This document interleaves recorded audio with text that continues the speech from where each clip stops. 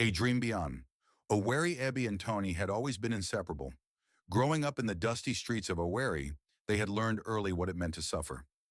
Ebbie, an orphan, had spent most of his childhood under the harsh care of distant relatives who saw him as an extra mouth to feed. Tony, on the other hand, had a mother who loved him dearly but struggled to make ends meet after his father died in an accident. Despite their hardships, they dreamed of a better life, a life where they wouldn't have to sleep hungry or wear the same clothes for years. Lagos, the city of dreams, called to them like a siren song. They had heard stories of people who went there with nothing and returned as kings.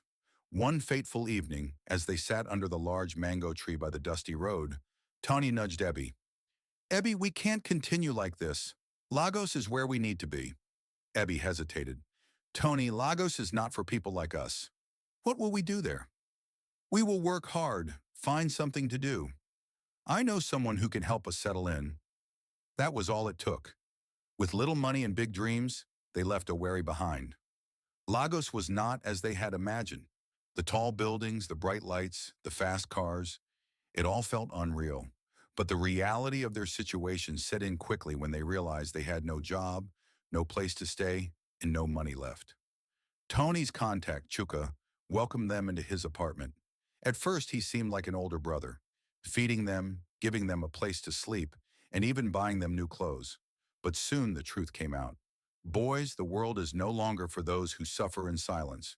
Money is power, and I can show you the way," Chuka told them one night as they sat in a dimly lit room filled with young men glued to laptops. At first, Ebbie was reluctant. He had always believed in hard work, in doing the right thing. But poverty has a way of breaking even the strongest beliefs. With no other option, they gave in. They learned fast how to scam, how to manipulate, how to lure unsuspecting victims into parting with their money. And for a while, it seemed like they had finally found the life they dreamed of.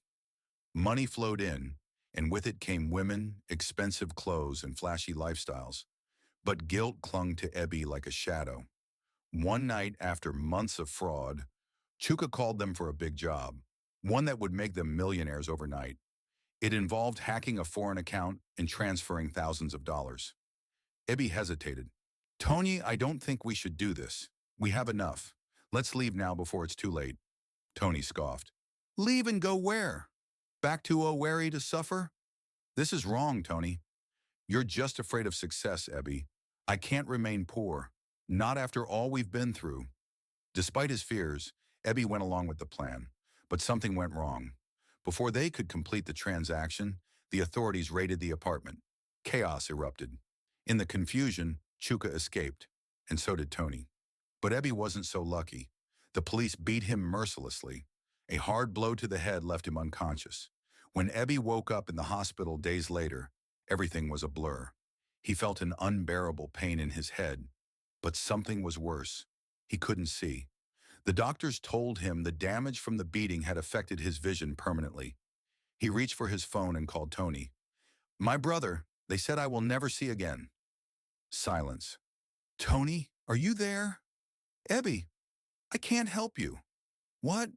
What do you mean?" "I have to stay low. If they catch me, I'm finished." "Tony, I need you, please." "I'm sorry." The line went dead. Tony abandoned him.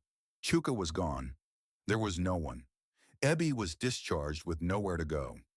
He begged on the streets of Lagos, ignored by the very people he once dined with. The flashy life was gone, and so was his only friend. Months passed, and one day, as he sat by a roadside, hungry and defeated, he heard a familiar voice. "Tony."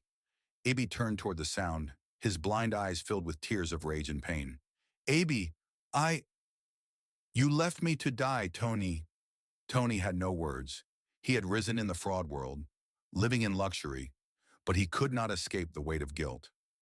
But it was too late. Ebbie turned away, walking into the darkness he would now live with forever.